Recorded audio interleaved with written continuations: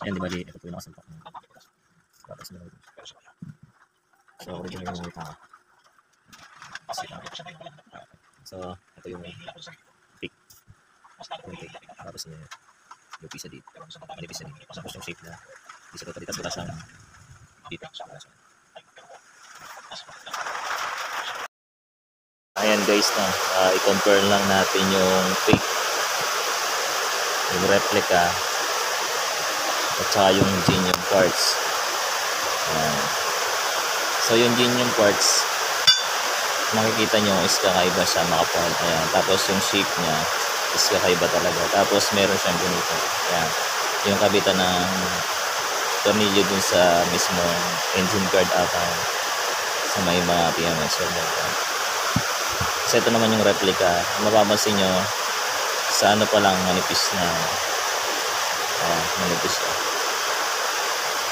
Baka kasi napeke kayo sa mga bili nyo. Compare mo naman sa original. Tsaka hindi siya safe. Unsafe siya. Bakit unsafe?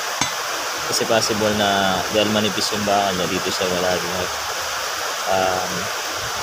na nabibiyak siya dito. Saka tagalang kasi vibration, tas init. Ayan o, tinan nyo. Manipis siya. Kakaroon siya ng lamat dito. Hindi tulad ditong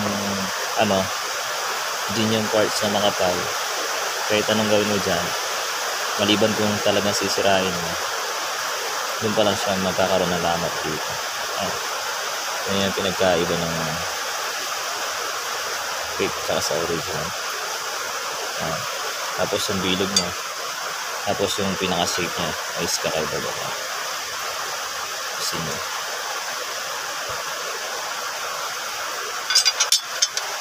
Tsaka yung laki niya, tsaka yung shape. Mapapansin nyo yung shape. Saka yung malayo sa kurbada ng shape. Compare mo siya. Ayan.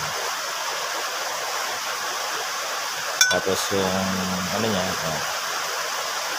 malayo yung diferensya niya. Tapos sa harapan, ayan.